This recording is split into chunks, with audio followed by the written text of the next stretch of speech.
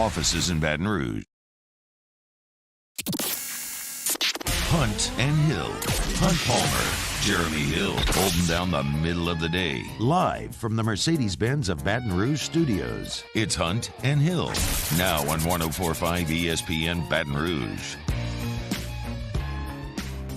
Welcome in, Hunt No Hill, on a Football Friday edition from the Mercedes-Benz of Baton Rouge studio downtown in the capital city. I am Hunt Palmer. Jeremy Hill out today. He'll be back in action tomorrow. Casey Gaines and Taylor Sharp with you for the next 2 hours, and very much looking forward to it. We got a ton to get to here over the next 2 hours. LSU and UAB tomorrow night under the lights of Tiger Stadium. We'll get to all that over the first 30 minutes. Our NFL tiers coming up at 1:30. I've got some Purple and Gold World Series thought at the end of hour number 1 as the Tigers will wrap up their second fall under Jay Johnson with a scrimmage today, one tomorrow at noon, and then again on Sunday. And then they'll be done until they come back from school in January. Our SEC gambling picks will come up at 2 o'clock. I've got Hilly's with me. We'll get to his. I got to catch him. Mine will come as well at the top of hour number 2. LSU basketball got a win last night. We'll talk about that in hour number 2 as well.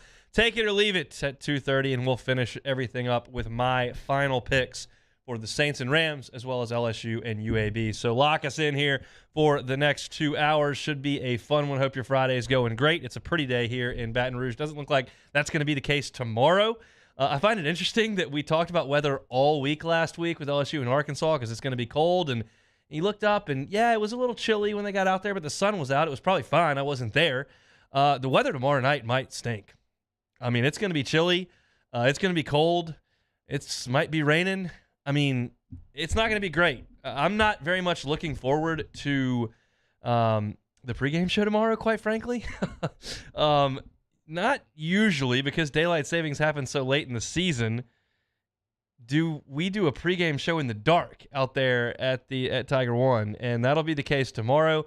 Temps look to be in the low 40s. Might be raining a little bit. So, look, it's our last chance to get out there for a Saturday night in Death Valley. Last chance to get out and tailgate senior night for some guys who have been here for a very long time. Hopefully it's a festive occasion, but most importantly, hopefully the Tigers go out there and get a W. I want to talk a little bit about UAB before we get into LSU seniors here in the next segment. This UAB team is 5-5.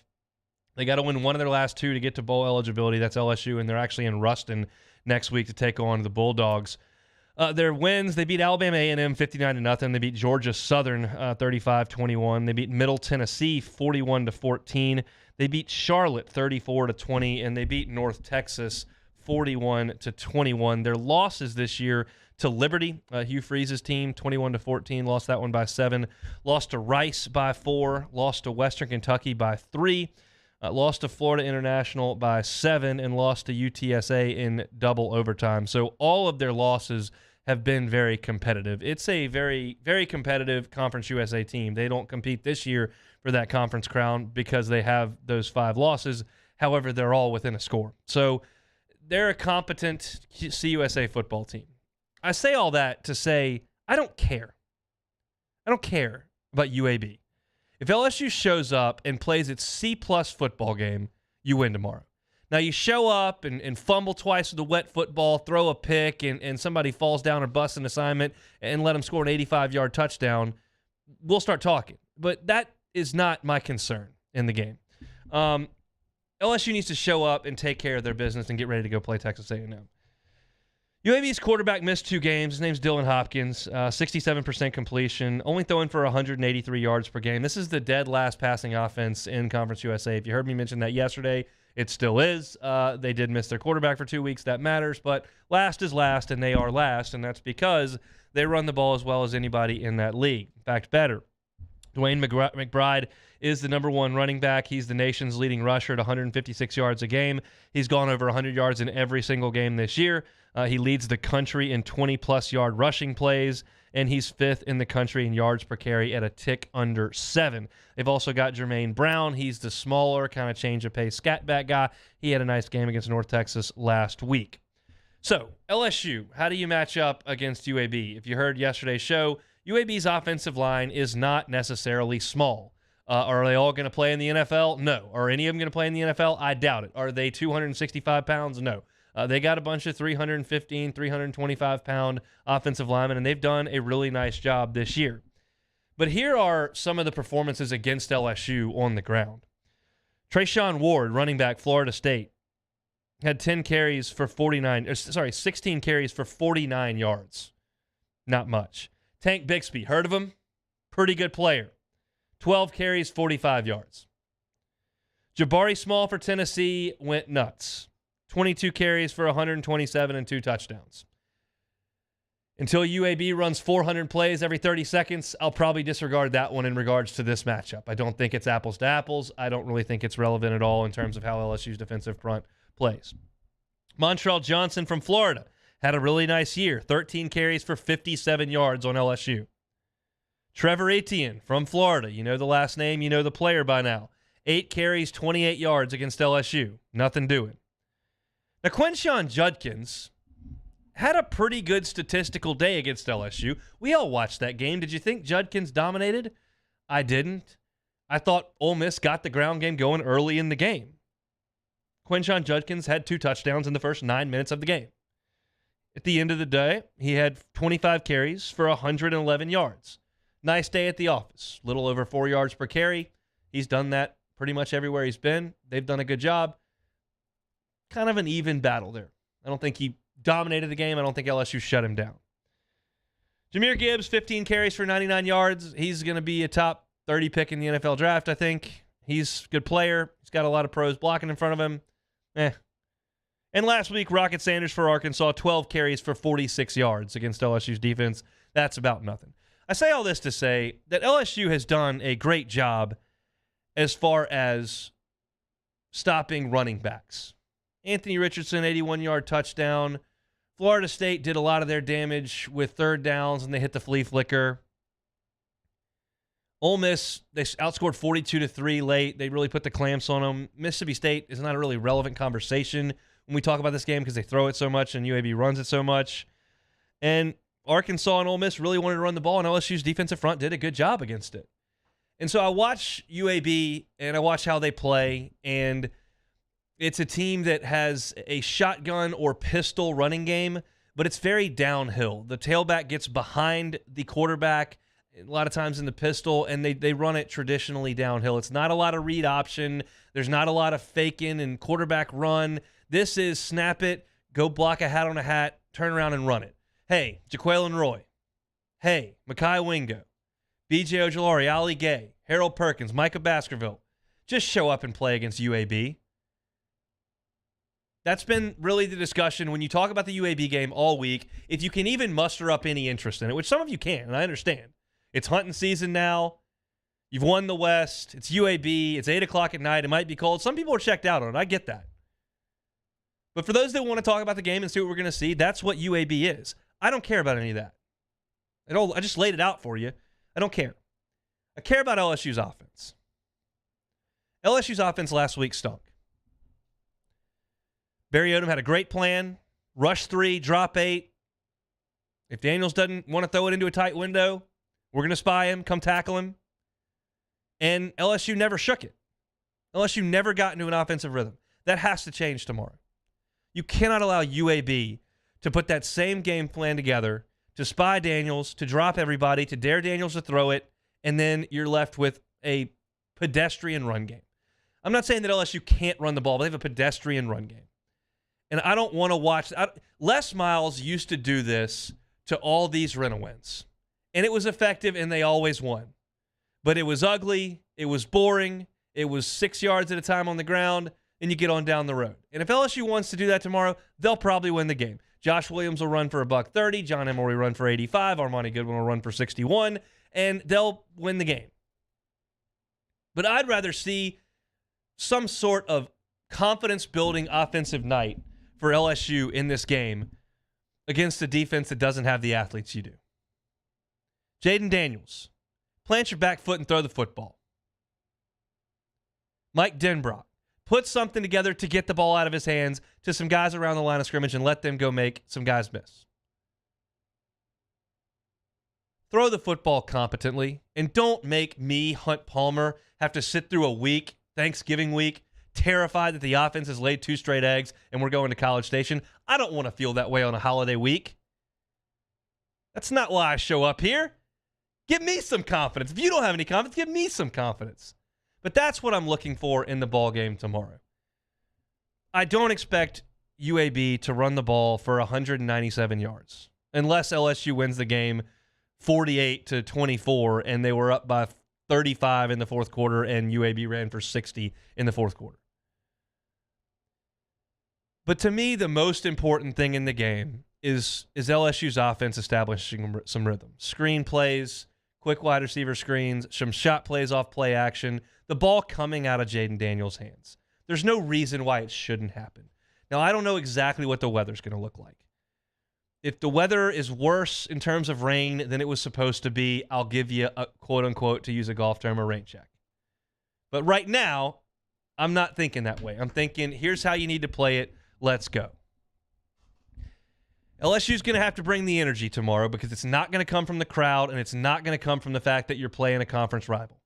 You're playing a 500 CUSA team in a cold rain in an empty stadium. So you better decide you're going to get fired up. I don't know whether that's Jeray Jenkins on his senior night, Allie Gay on his senior night. I don't know whether that's Harold Perkins because I'm the best dude out here. I don't know if it's the quarterback, Jaden Daniels. I don't know where the leadership comes from, but somebody needs to light a fire under this team to get them to a hot start and win the game the way they're supposed to on Saturday night in Death Valley. Brian Kelly's already said many times, I'm not really a rah-rah coach. I don't need to get up there and give some fire and brimstone talk to get people bashing chairs off walls. If you need that, you're probably in the wrong program. You ought to understand that you got up early, worked all week long, and this is what you did it for. Go play. And to a degree, I believe in that. I think it's great when coaches give a pointed message that resonates with players and they get fired up taking the field. But quite honestly, do that yourselves, players. Let the coaches put you in position and you use the energy to go make some plays. And hopefully that's the case coming up on Saturday night in Death Valley. LSU and UAB getting cranked up at 8 o'clock. That means at 3 o'clock from Rouse's on Burbank and Lee. That'll be Charles Hannegriff and Matt Musso with Eagle 98.1 Game Day. They'll hand things off to me with the LSU Sports Radio Network at 6 o'clock for LSU Game Day presented by 3 Olives Vodka. We'll go 90 minutes from just outside Tiger Stadium, hand things off to the broadcast team 30 minutes before kickoff at about 7:30 for the call of the game. 30 minutes after it goes final, you'll catch me, Marlon, and Brandon on the Fighting Tiger post-game report right there from just outside Tiger Stadium. And 90 minutes after it goes final, early in the morning at that point, you'll have Charles Hannegriff for Eagle 98.1 Game Day right here from the Mercedes-Benz of Baton Rouge studio. So it'll get things cranked up at 3 o'clock, and we'll go into the wee hours of Sunday morning with our final home broadcast of LSU football for the weekend, but still a lot of work to do for the Tigers. Hopefully that starts tomorrow against UAB. Tomorrow against UAB is senior night. I want to mention some of the seniors that will be honored before the game, some of my fondest memories of them, some of the things that I'll think about, and some of the cool factors that go into this game tomorrow. That's next on Hunt and Hill. Hunt Palmer and Jeremy Hill. It's Hunt and Hill. Love to remind you about One Bath and Closets. Might be a great Christmas idea for someone in your life. How's the new bathroom sound? Sounds pretty good. Tub to shower conversion. Got an old tub that you don't use. Nobody takes a bath in your house anymore. I'd rather put a gorgeous walk-in glass shower.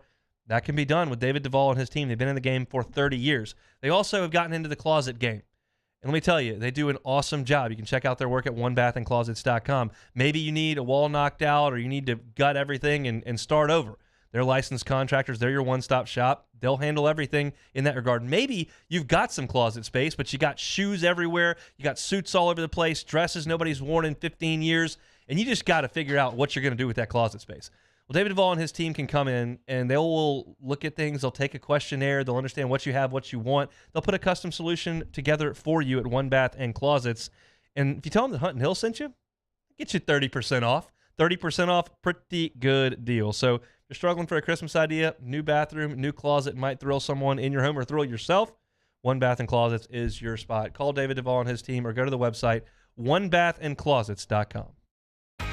Professional golfers John Peterson and JJ Colleen answer all your golf and life questions inside the new Drop Biscuit Studios podcast for the people. Download or subscribe today at dropbiscuit.com.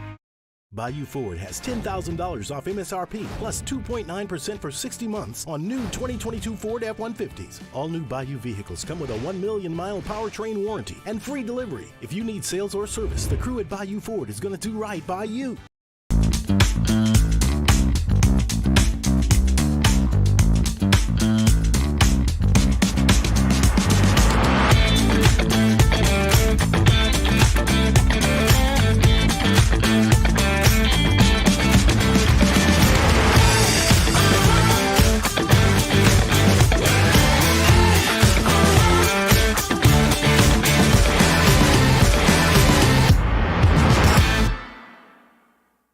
Gulf Coast Office Products is a nationally recognized Savin office equipment dealer based right here in Louisiana. Over 100 employees strong, Gulf Coast has the boots on the ground to support all vertical markets from education, engineering, legal, and finance. With the latest in office technology from desktop to production segment units, Gulf Coast and Savin have the perfect fit for you. Call 225-756-2644. That's 756-2644 for Gulf Coast Office Products. There it is, the extra mile, on the border of expected and extraordinary, for those willing to go further, like vans customized for work or play, with safety and tech to keep you connected, supported by a 5-star sales, service, and finance team, and backed by the 1-star you know. So go the extra mile. It's never crowded, because so few have what it takes to go there. Mercedes-Benz Vans. Louisiana. It's a place defined by culture, by pride, by passion, by people who do more than love this place. They celebrate it, elevate it, champion it. They are the individuals who embody what makes Louisiana great. The companies that make Louisiana a better place to work and live. The nonprofits leading transformational change in our communities. Champions of Louisiana are all around us, and LWCC is proud to celebrate them because we've always been Louisiana loyal, supporting the workers, the innovators, the change agents of this great place we call home. Who are the champions around you? Together, we can share their stories. Together, we can help our home state thrive. Together, we are Louisiana loyal. Always.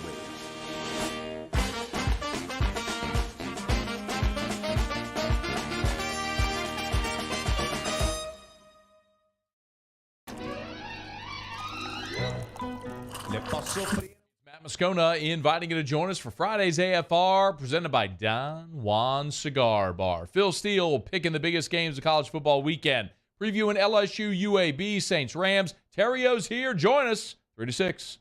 104.5 ESPN Baton Rouge.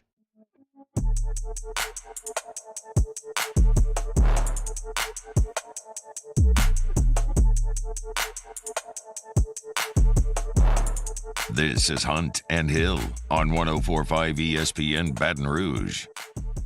Football Friday here in the capital city. Chris Clavin in the Bayou Ford chat says, can't wait for Hunt to pick UAB to win by 2 scores at 250. Well, Jeremy did that yesterday. He took care of his end of the bargain. My final pick is coming up at 250, so you'll have to lock in and just see what happens. We've been missing pretty significantly the last few weeks, whether that's by design or not. You can just be the judge of that. It is senior night tomorrow night inside Tiger Stadium. And some of the guys in this class I do want to mention by name. I'm not going to get to all of them because we're not going to roll through 17 names and talk about that for 45 minutes. But there are some guys in this class that I just want to mention a few things, some lasting memories and some statistics that may kind of surprise you when they take the field tomorrow in pregame. By the way, I guess now will be the time to do it. And I don't mean to hijack the segment, but it dawned on me, and it's just a memory that there are very it's a little bit subjective, but like there are not that many memories that are burned in your brain. You remember exactly where you were, exactly how you felt, exactly what it looked like, that whole deal. And I will tell you, I wanted to make a point to get to Joe Burrow's senior night. It's very difficult for me because I've got to get out of the pregame show across the street at a certain time, and it's usually about 30 minutes before scheduled kickoff, which oftentimes, like tomorrow's an 8 o'clock game, kickoff set for 8:05, and they have the option to slide it back to 8:10. If they slide it back to 8:10, I don't get off the air until 7:40. That's just the way it works. So then I have to run across the street and drop my bag in the studio for postgame, and then go in the stadium, get in the elevator, and get up to the press level. So it takes some time, and sometimes I get there for the band, sometimes I don't. So I didn't know if I was going to get there for Burr or not, but I made a point to try. And I was locked and loaded, and I ran and dropped my bag off and ran, got in the elevator and got up and ran to the glass by the press box and got there just as Dan Bournet was introducing Joe Burrow. And when he had the BURREAUX jersey on, like, I am not even a little bit ashamed to admit it made me well up with tears. And maybe some people listening think that's ridiculous, but like, I've never shied away from how much LSU means to me and how much that season will always mean to me and how much watching him play meant to, like, you know, to everyone that did it, myself included. And to have someone that wasn't from Baton Rouge and wasn't from Louisiana come down and feel as welcome and feel like it was home and felt that it meant enough to him to give that gesture back to the fan base. I'd never seen anything quite like that. And so you're not going to get a moment like that tomorrow, but sometimes things like that are really cool happen. I know Gordy Rush from this building is not a big senior day guy. And it's not because he doesn't want to see seniors honored. It's because he thinks it zaps a little energy out of the team. When everybody's got to line up and bring mom flowers and get a football and take a picture and then you got to run back in, and it just kind of takes away from the routine of the game. But sometimes it's really cool, and so you won't see a moment quite like Joe Burrow's senior day. But I'm glad that some of these guys are getting their opportunity, and for some, it will be as special as that was for Joe individually. I want to talk about Jeray Jenkins, who we always make a joke here on Hunt and Hill that we always mention Jamar Chase, and we always mention Justin Jefferson and Terrace Marshall. We always mention Kayshon Boutte and Jack Best and Brian Thomas and Chris Hilton and all the plays that always get, and then we never talk about Jeray. To date, and he's still got some more games to play, he's made 83 catches in his career for 1,258 yards, 13 touchdowns. Would it surprise you if I told you that Jeray Jenkins more touchdown catches as an LSU Tiger than Odell Beckham, 13 to 12? More than double the amount of touchdown catches for DJ Chark.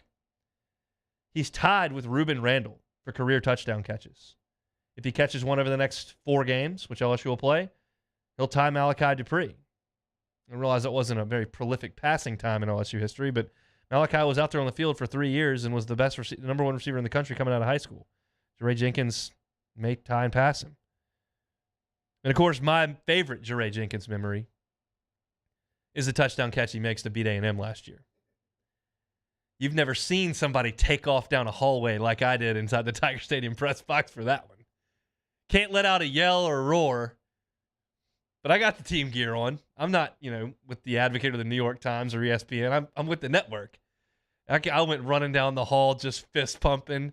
That was a thing of beauty. Thanks, Jeray Jenkins, for that. I'll always remember it. Great Tiger, a guy that stuck it out, was never the number one guy in that room in terms of name recognition, rarely in terms of production, but just came to work and made the plays. Great Tiger. And I mentioned right there the lead-in, not necessarily a Joe Burrow moment for the entire stadium, but for one individual, tomorrow's going to be really, really special, and that's Ali Gay. Ali's parents have never seen him play at LSU in person. They will tomorrow. They live up in Washington State, and they're going to make the trip in, and they'll be on the field with Ali pregame. And Ali could have taken his chance at professional football last spring. Decided, I'm going to come back, even though the last 2 seasons of LSU football have been pathetic by LSU standards. I'm going to be part of the new regime. I'm going to be part of what turns this thing around. And his numbers don't equal what Harold Perkins or B.J. Ojulari, but he's been a starter. He's been a contributor. He didn't have to be. So, on a personal note, big-time night for Ali Gay to have his parents there. Micah Baskerville will be honored before the game tomorrow. Right now in his LSU career, he has 234 tackles. That's 18 more than Kevin Minner, who should have won the award for the best linebacker in the country, the Butkus Award. Micah Baskerville has been benched or overlooked like 3 different times in his LSU career. Never went in the transfer portal, never quit, never pouted, never went to Instagram to post how things were unfair. He just went to practice. Then on Saturday, there goes 23, making another tackle. He has been so productive over his time here at LSU in a journey that not a lot of guys take these days. He ought to get a nice hand tomorrow from those inside Tiger Stadium. Again, more tackles than Kevin Minter. Plus, he's a Shreveport guy. Give him love. Todd Harris. Todd Harris will be honored. And you feel for Todd Harris because he just never could quite get healthy after he got hurt in 2019. The 2019 team was pretty good, huh? Best team any of y'all have ever seen. He started for him before he got hurt. So whenever the 2019 team comes back for reunions, and I guess there are going to be a few. I saw my guy BT cutting up at theirs earlier this year. Faves had a couple in our time to do in pregame together. Todd Harris will be there. He was part of the greatest team that's ever played. Ought to get a nice hand tomorrow. Jay Ward will be honored tomorrow as well. I was looking back at Jay Ward memories, going through his bio and kind of racking my brain thinking, and I had forgotten that it was Jay Ward that caught that crazy tipped interception in Gainesville in the Fog game, in the shoe game, in the Cade York game, whatever you want to name that game. He caught that crazy Kyle Trask tipped interception. It was really the harbinger of the crazy night to come. As I've said many times on the air, like that was one of the most memorable LSU games I've ever attended. One, because I had a role being the spotter for Chris Blair that I'd never had before. One, because the stadium is empty for COVID. I had seen that for Tiger Stadium, but never in the Swamp. You've got that crazy tipped interception. You had the pick 6 by Eli Ricks. The fog rolled in, the shoe toss, the field goal, the whole thing. I'll just remember for a very, very long time. And Jay Ward was one of the first in that. Had a big time pick 6 against Ole Miss a few years back, and has played well this year. I thought at times last year missed some plays. UCLA, I don't know that was his best game, but has stuck it out. Has been a big contributor to this team, and has played pretty well this year. And then the last little group here that I wanted to lump in together. These 3 guys will be taking part in Senior Day tomorrow. Mekhi Garner, Joe Fouché, and Jarek Bernard-Converse. Mekhi Garner played at Louisiana Lafayette by way of Mesquite, Texas, but Joe Fouché went to McDonough 35 down in New Orleans. Jarek Bernard-Converse, an Evangel guy from up in Shreveport. And these guys, while coming to LSU from ULL is a step up. Say what you will about Arkansas's record last year, what LSU's record was last year, program trajectories at that point. Obviously, we have hindsight and we know now what's happened this year, but going from Arkansas to LSU, certainly New Orleans kid, that's a step up. People in Northwest Arkansas would probably say, "Oh, we were better than y'all last 2 years." Well, yeah, you're still Arkansas, so deal with that. We're going to Atlanta. And Jarek Bernard-Converse, all-conference player at Oklahoma State, wants to come down and play in his home state. And those guys, we hope, over the next 5-7 years, are known as the team that got things turned around in the Brian Kelly era. And they were only here for 1 year, but hopefully a team that got LSU back on the right track. Forgive me at this point for not speaking wildly optimistically about LSU's chances of winning the national championship this year. If LSU wins the national championship this year, this whole conversation changes, and I'll be the happiest dude sitting in this room. But to me right now, it's more about the foundation being laid, and the fact that this team won the West and is headed to Atlanta, and we'll see what happens there, is such a huge accomplishment. I'm a little bit more concerned with that right now than I am what happens if you go beat Georgia, and we'll see what happens the rest of the way.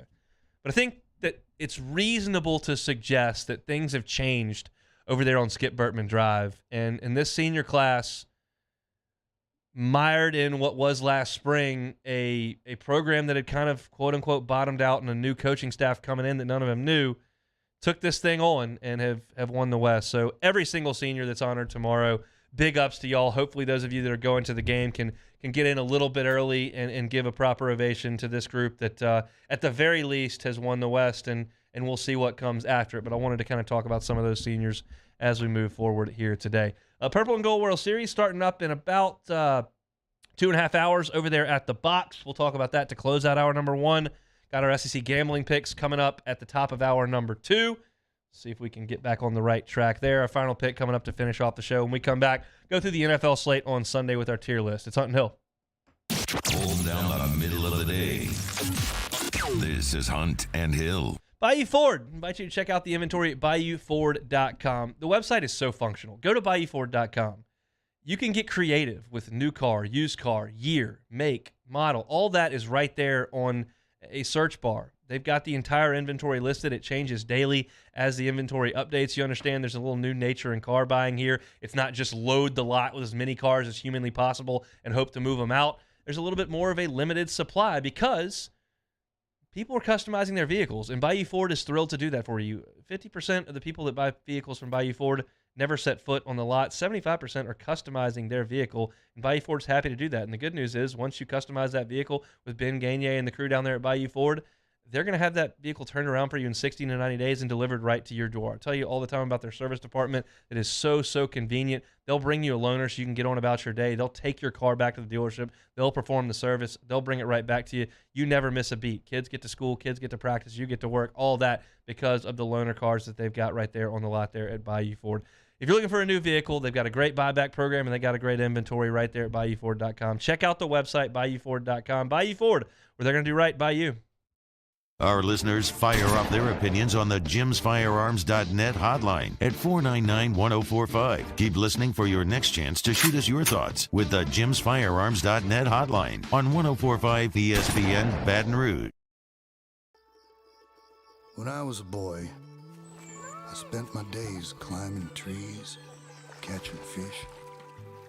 Barefoot in the river I walked, listening to crickets, counting stars. This was home. After my stroke, I wondered if I'd make it back to the people and places I love. But I got the right doctors with Blue Cross coverage. Your card matters. Your home does too. 3 people walk into a bar.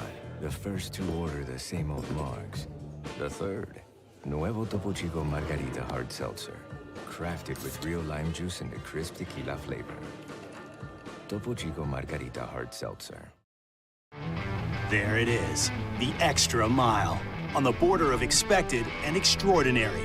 For those willing to go further. Like vans customized for work or play. With safety and tech to keep you connected. Supported by a 5-star sales, service, and finance team. And backed by the 1-star you know. So go the extra mile. It's never crowded because so few have what it takes to go there. Mercedes-Benz Vans. I've been doing business with Luba for 25 years. They're dependable, trustworthy. It's just the attention to detail with our clients. Our folks have years and years of experience. They're highly trained professionals, but many companies have that asset. What I'd like to think makes Luba a bit different is that we use those talents in a way that truly is dedicated to serving the needs of the folks who depend on us. Oh, hey, what's up? It's Big D and Bubba, 100.7 The Tiger Morning Show. We'd love for you to join us every weekday, 4 a.m. till 9 a.m. Yeah, everything you want in a show. Country music. We got laughs. We got celebrity in-studio guests. We just need you. Join us every weekday morning, 4 a.m. to 9 a.m., right where it all started. That's right. Louisiana's country station, 100.7 The Tiger. ServiceMaster Elite create clean, disinfected work environments. As a local business, we take pride in serving the New Orleans and Baton Rouge areas. Our cleaning protocols follow CDC and OSHA standards for healthcare settings, offices, senior living, restaurants, and industrial plants. Contact ServiceMaster Elite to get your operation ready for reopening. with germ disinfection cleaning. Service Master Elite, the trusted choice in professional cleaning since 1996. Gulf Coast Bank and Trust is giving our customers the power to bank anywhere, anytime during this challenging event. And we're right there with you. Our mobile banking app is a smart way to manage your money. Jimmy Ott, 10 a.m. to noon every Sunday for Magnolia Bluffs Football Sunday. We recap LSU and college football in the first hour, Rohan Davey, and then preview the NFL with bunch of picks from 7 different contributing handicappers. That's Magnolia Bluffs Football Sunday, 10 a.m. to noon, right here on 104.5 ESPN Baton Rouge.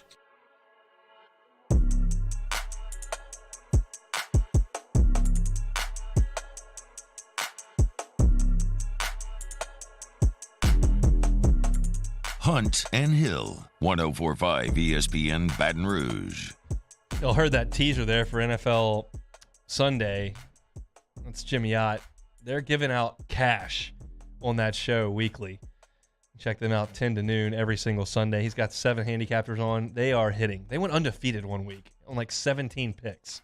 So if you're into the gambling type deal, I would check out Jimmy's show on Sunday mornings. Speaking of Sunday, got your NFL slate here. You know the drill by now. We'll go through our tiers. Tier 1 is the elite action of the day.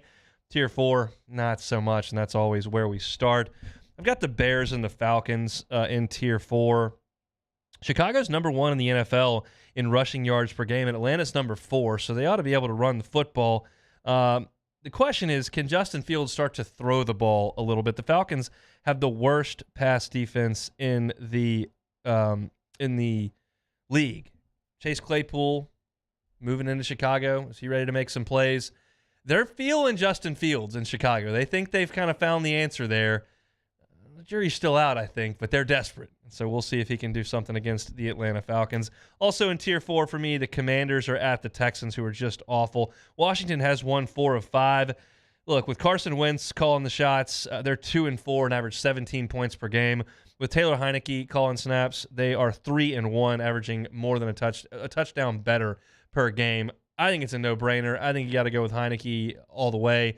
We'll see. I expect him to be out there, obviously, against Houston, and they should win that game, which would mean they've won 5 of 6. At that point, how do you change quarterbacks if you're anybody? If you win 5 of 6. That's Tier 4 for Sunday's action. Tier 3, the Browns are at the Bills. Kind of. They're actually at Ford Field. If you've seen the video from the Bills Stadium, I mean, it's 6 feet of snow. I mean, not 6 inches of snow, 6 feet of snow. It is totally unplayable. And by the way, the Bills are building a new stadium. The fact that they're not putting a roof on it is ridiculous.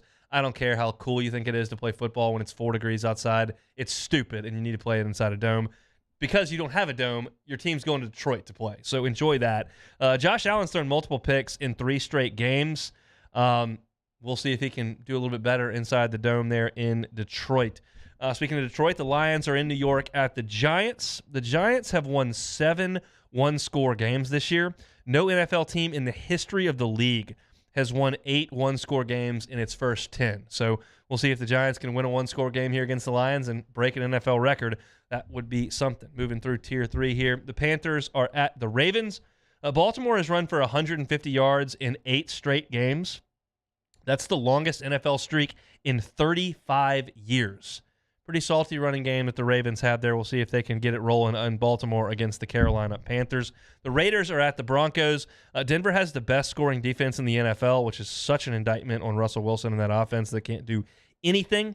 The Raiders are going to try to run the football against that stingy Broncos defense. The Raiders ran for 212 on them back in Week 4, so we'll see. Tier 3, just a game we probably thought would be a really good one as of the beginning of the season. It's just not right now. The Bengals are at the Steelers. The Bengals absolutely gave one away against the Steelers in Week 1. Gut-wrenching to watch. The Bengals are 6-1 against the spread in their last 7, so we'll see if they can continue to outplay Vegas. If they do, they'll obviously win the ball game, although it is in Pittsburgh. So we'll see if Joe, Jamar, and the crew, well, Jamar's not there, but Joe and the crew can beat Pittsburgh. Move up to Tier 2 here. The better action of the day on Sunday. The Eagles are at the Colts. Interestingly, Nick Sirianni was the Colts offensive coordinator under Frank Reich. I know Frank Reich has moved on from the Colts, but understands the offense that they're running up there. The Eagles trying to bounce back from a loss. Don't count the Colts out in that one. It has nothing to do with Jeff Saturday. I don't think he's doing a heck of a lot over there in Indianapolis, but We'll see if the Eagles can go to Indy and get a win. The Jets are at the Patriots. The Jets have won 5 of their last 6 games. That doesn't happen very often. That one loss was to the Patriots. You follow some Jets fans on the internet. I got some guys over at Barstool that I follow that are big Jets fans. They really do live in misery. I mean, they just hate every single Sunday. It is a horrible piece of their existence, and the Patriots are a huge part of that. So even though they're winning games and starting to play a little bit better, they still haven't beaten the Patriots. So we'll see if they can get over that hump on Sunday in New England. The Chiefs are at the Chargers. Looks like Keenan Allen and Mike Williams may be able to come back at wide receiver for the Chargers this week. Mahomes, this stat's unbelievable. I've talked to Jeremy about this a lot. I've talked to Hester about this a lot. Guys that have played in the NFL, you hear it a lot. It's kind of a cliche, but they really buy into how tough these division games are to win because everybody's so familiar with each other. Mahomes has won 13 straight road division games. That is really awesome. The longest streak, incidentally, of road division games won consecutively, Joe Montana won 20 in a row. Those of you who are around here for that time know it very well, with the Saints being in that division. But Mahomes, 13 straight road division games won. That's incredible. They'll be in Los Angeles tomorrow. And the only Tier 1 game of Sunday, Taylor Sharp, the Cowboys at the Vikings. Kirk Cousins has a passing touchdown in 39 straight games. Y'all are well aware that Drew Brees' record is 45. It's only 6 shy. Can the Vikings rebound from that huge overtime win in Buffalo? That's a really tough way to get off the mat. I mean, not off the mat, but it's a tough way to win that game, as dramatic as it was. Come back home and get ready and amped up to go again. How are we feeling about your boys, Taylor Sharp, going up to Minnesota? Not good. I think Minnesota's going to win this game. That's terrible. Look, at this point in their careers, I trust Kirk Cousins more than Dak Prescott, and people hate on Kirk. He averages 32 touchdowns and 10 interceptions as a starter for his career. I mean, people hate him for no reason. I trust him with the game on the line a lot more than Dak, and they're rolling offensively. They are, and they got a lot of weapons. We know that. Now, I was surprised to see that Kirk Cousins had a 39 touchdown game streak when you understand how good Breeze was and his got snapped at 45. So that's impressive. No question about it. That is your look at your NFL tier list for the weekend. Want to remind you that 104.5 ESPN Baton Rouge is excited to see pro hockey coming back to the Raising Cane's River Center this winter. Tickets start at just $10 for the games at Ticketmaster.com and the Raising Cane's River Center box office. Keep listening for your chance to win some from us and sign up to win at 1045ESPN.com. It's a football Friday here on Hunt and Hill. Start off hour number 2 with our SEC gambling picks. Got some thoughts on LSU basketball's win last night as well. Of course, we'll play some Take It or Leave It and finish things up with our final pick. When we come back, Purple and Gold World Series in 2 hours and some change at Alec Box Stadium. I've got some thoughts on what I'll be looking for this weekend, and we'll do that to close out hour number 1 next. 1045 ESPN Baton Rouge with Hunt and Hill. Now's the perfect time to download FanDuel, America's #1 sportsbook, because right now new customers get a no-sweat first bet up to $1,000. That's free bets back if your first bet doesn't win. Just sign up with the promo code 1045ESPN. FanDuel's got all your favorite bets from the money line to point spreads to player props. You can combine your bets for a chance to win a bigger payout with the same game parlay, and the best part, when you win, you get paid fast. It's all on an app that's safe, secure, super easy to use. Sign up today with the promo code 1045ESPN for your no-sweat first bet. That's promo code 1045ESPN. Make every moment more this season with FanDuel, official sportsbook partner of the NFL. Must be 21 and present in Louisiana. First online real money wager only. Refund issues not withdrawable free bet that expires in 14 days. Restrictions apply. See terms at sportsbook.fanduel.com. If you're somebody who has a gambling problem and wants help, call 1-877-770-STOP. In times of need, get a full list of phone numbers, websites, and other important emergency information on the Demco Stormwatch page at 1045ESPN.com. Bayou Ford has $10,000 off MSRP plus 2.9% for 60 months on new 2022 Ford F-150s. All new Bayou vehicles come with a 1 million mile powertrain warranty and free delivery. If you need sales or service, the crew at Bayou Ford is going to do right by you. It's no secret. The best oysters in Baton Rouge are at Jolie Pearl Oyster Bar. Enjoy mouth-watering South Louisiana flavor and oysters from all over the country. And don't forget our nightly drink specials.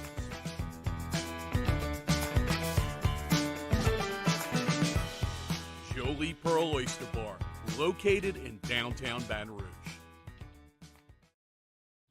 Eli's always been into grilling. It took us a while to see it, but the signs were there. What are you doing, Eli? I knew grilling was my thing.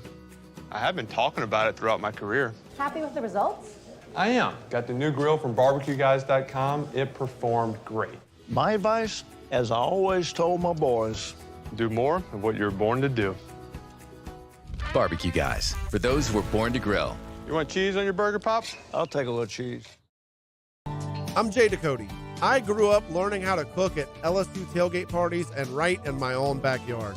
And I created JD's Louisiana products to bring that Louisiana flavor to you at home for your backyard cookout. JD's Louisiana barbecue sauce, Louisiana molasses mustard, spicy and sweet barbecue rub, and more are available at your local supermarkets or by logging on to jducote.com/shop. Put in promo code CST for 25% off at checkout. Crime has serious consequences, but anyone can make a mistake. If you find yourself in trouble with the law, know that you have rights, and it's okay to demand them. The law offices of O.C. Brown are here to protect you and your rights. Felony or misdemeanor, DUI or drug charge. No matter what crime you're accused of, you still have rights. Let the law offices of O.C. Brown uphold them. Call 225-343-1111. Your law firm for a lifetime. I've been doing business with Luba for 25 years. They're dependable, trustworthy. It's just the attention to detail with our clients. Our folks have years and years of experience. They're highly trained professionals, but many companies have that asset. What I'd like to think makes Luba a bit different is that we use those talents in a way that truly is dedicated to serving the needs of the folks who depend on us.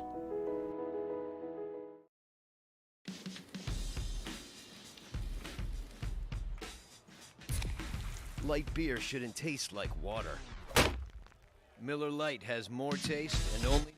On Mondays, off the bench, did the Saints manage to breathe some life into their season? And how did LSU fare in their Saturday night battle in Death Valley? Plus, the latest in the college football playoff picture, off the bench, 7 to 10 a.m., 104.5 ESPN.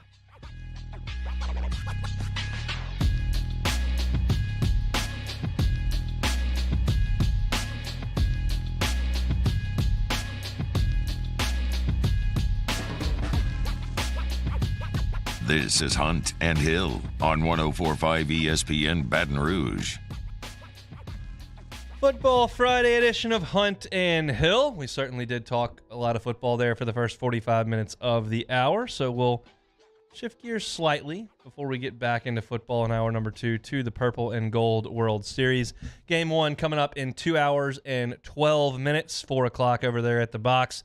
It'll be game 2 tomorrow at noon, so if your tailgate's looking a little iffy because of the weather, or it's UAB and nobody wants a tailgate, or you want to be on campus and hang out, head on over to the box for noon. Admission's free. You don't have to pay a thing. And then game 3, Sunday at 2:30, again from Alec Box Stadium. All that, of course, weather permitting to an extent. I wanted to tell you some of the things that I'll be looking for that I've observed over the fall. I'll give a whole fall recap at some point next week.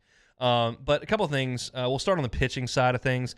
Paul Skeens has been shut down for the rest of the fall. Absolutely no issues there. He pitched for Team USA in the summer. They got him a workload here that he needed in the fall. He's going to shut it down and resume things here at a later date, give his arm a little bit of rest. He looked exceptional all fall long. He's got a 99-mile-an-hour fastball. He's got a good slider. He pitched for Team USA. He's 6'9". Everything he throws runs. Skeens is going to be in the weekend rotation. He's great. He's not pitching this weekend. One of the guys that I'm curious to see this weekend is Chase Shores. Early on in the fall, I had a conversation with someone over at LSU, and they said Shores is the real deal. And they noticed that pretty quickly. And that's a guy who, when you were entering the draft process, I did, if you remember, my no chance LSU would get him. There's a chance, let's hope you get him there, and the guys that I thought would come to LSU. Chase Shores was in the no chance conversation. When you're 6'8", and you throw 95, 96 miles an hour as a high school kid, a lot of times there is significant money to be had. And I think Chase Shores had an opportunity there, but he decided he wanted to come to college. And he has really impressed some of the guys inside the program through the last 6 weeks. The fastball is really good. He's shown some good breaking stuff, and he's going to compete for some time right away.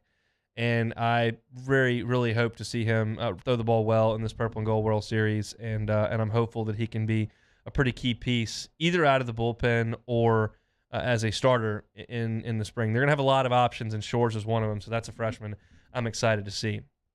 A guy that you're all well aware of at this point is Ty Floyd. And, man, Kendall Rogers was on earlier this week. He saw Ty Floyd against Louisiana Lafayette on Sunday, said, man, that's the best inning I've seen him throw. Kendall sees LSU a lot. He lives over in South Texas. He comes over to the box. He certainly goes to Hoover. And he's seen Ty Floyd a good bit. So that's the best he's looked. And that's been the general consensus. Ty Floyd was only fastballs for almost a month last year. And we had Jason Kelly, the pitching coach, on here, and I kept going, is he going to throw any breaking pitches? And he said, well, he can get by with fastballs. Well, you can't get by with fastballs. And I thought that Ty Floyd grew up in the Wally Pontiff game in the box last year where I was on the color with Chris Blair, and he threw a ton of breaking balls. And I honestly thought his start against Tennessee in Hoover was encouraging. Tennessee hit him a little bit, and they scored some runs. It's not like he got deep into the game. But he showed that he was willing to execute some off-speed pitches and keep some guys off balance. And I thought he looked pretty good. And then he pitched pretty well in the regional as well. He's got to take that next step to be a starter on this team because there are so many options. But I'm excited to watch Ty Floyd this weekend, especially throwing some off-speed stuff, whether it's the changeup or the breaking ball. Excited to see Ty Floyd. As far as offense goes, Trey Morgan's going to be in there at first base. Tommy White's going to be in there at third base, and I very much believe that Jordan Thompson is your shortstop. That leaves second base, in my opinion. Nippolt, the transfer from VCU, and Merrifield, who was on the team last year, who's a fifth-year senior, have had nice falls. Merrifield has played pretty well offensively. He was the Junior College Defensive Player of the Year 2 years ago. I discounted him as a guy who had a chance. I was thinking Gavin Dugas, Gavin Guidry, you bring in Nippolt. I thought those were the guys. But Merrifield's had a nice fall and has at least made the case that he could push for playing time. And he's going to be on this team because the scholarship number doesn't count as a COVID player. So see what those guys do. Certainly, 9, 10 at-bats, whatever it may be over the weekend, are not going to dictate what you do, in the spring. But those are two guys who have had nice falls. Merrifield hits from the right side. Nippolt hits from the left side. They're kind of gritty baseball guys. And can they hold off Gavin Guidry, the uber talent? Can they hold off Gavin Dugas, maybe send him to left field or to DH? Those are guys at second base that are making a push to play. Catcher is very interesting. I think Brady Neal has had an awesome fall offensively. He had a multi-homer day. He's just got such a great left-handed swing. I was talking to somebody in the program there and said he's always been able to hit. The question is, how ready is he defensively? There's no doubt in my mind personally that he's going to be a plus defensive catcher by the time his time is done in Baton Rouge. Is it now? And when you're talking about a pitching staff that's consistently got guys throwing 94 to 99 with big-time breaking stuff, you can't just put anybody back there at catcher. And if Milazzo's got to go back there and do it, he can do it. Jared Jones had a monster day against ULL on Sunday. Kendall Rogers loved him. The staff loves him. Hayden Travinsky's still around. Ethan Fry. There are guys at catcher, and they're all competing. You're going to get a bunch of guys catching this weekend. Just give a look to some of those guys as they compete for a spot. And then something that's happened a little bit recently, and obviously when you thin a team out into two separate teams, you got to move some guys around as far as position players. I want to see if Braden Jobert plays a little infield. They've got too many guys to get at bats. You can't start in any lineup Paxton Kling, Dylan Cruz, Braden Jobert, Gavin Dugas. Who am I missing? I always miss somebody. But there's like 5 guys where you don't have enough room. So Jobert's moved a little bit and played a little bit of infield. And I don't know if that's something he's capable of doing. Maybe he's just your DH against right-handed pitching. But it's interesting. Oh, Pearson's the one I'm missing. So Pearson, Cruz, Jobert, Dugas, and Kling. That's 5 guys for 3 outfield spots and a DH. So the math doesn't work. Again, you can't win a job for the opener in the Purple and Gold World Series.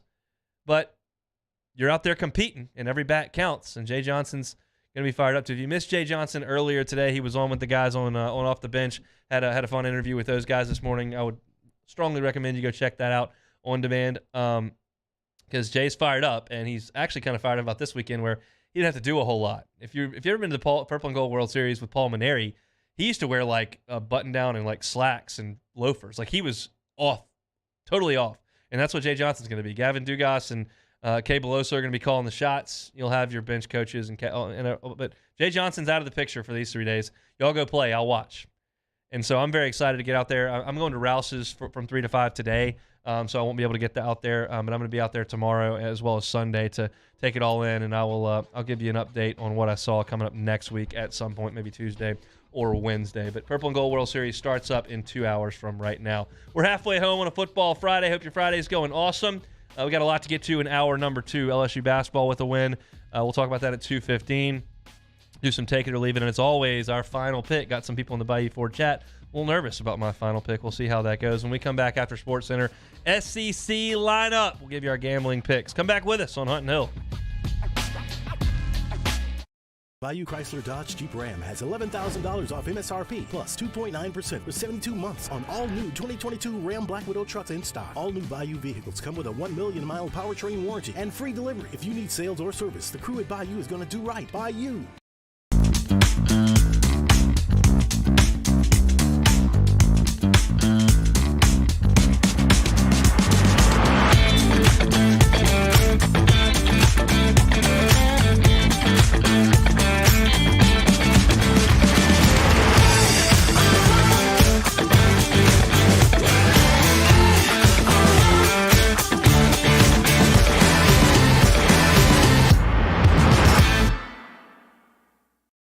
Enter now for a chance to win a catch and cook fishing experience from the Louisiana Charter Boat Association with me, Chef Jay Ducote, winner of Beat Bobby Flay. Register now at gocatch.com. That's GEAUX catch.com. Want more customers? Running Boards Marketing can help you get their attention. Imagine your brand's message on a giant LED billboard truck that can't be skipped and is nearly impossible to ignore. Running Boards Marketing is the leader in effective and affordable advertising on digital mobile billboards, which are 2 times more effective than traditional billboards. With a 97% recall rate, you'll leave a lasting impression with your customers. Visit us online at runningboardsmarketing.com so we can drive your message to where the people are. Gulf Coast Office Products is a nationally recognized Savin office equipment dealer based right here in Louisiana. Over 100 employees strong, Gulf Coast has the boots on the ground to support all vertical markets, from education, engineering, legal, and finance. With the latest in office technology, from desktop to production segment units, Gulf Coast and Savin have the perfect fit for you. Call 225-756-2644. That's 756-2644 for Gulf Coast Office Products. There it is, the extra mile, on the border of expected and extraordinary, for those willing to go further, like vans customized for work or play, with safety and tech to keep you connected, supported by a 5-star sales, service, and finance team, and backed by the 1-star you know. So go the extra mile. It's never crowded, because so few have what it takes to go there. Mercedes-Benz Vans. Louisiana. It's a place defined by culture, by pride, by passion, by people who do more than love this place. They celebrate it, elevate it, champion it. They are the individuals who embody what makes Louisiana great. The companies that make Louisiana a better place to work and live. The nonprofits leading transformational change in our communities. Champions of Louisiana are all around us, and LWCC is proud to celebrate them because we've always been Louisiana loyal, supporting the workers, the innovators, the change agents of this great place we call home. Who are the champions around you? Together, we can share their stories. Together, we can help our home state thrive. Together, we are Louisiana loyal. Always.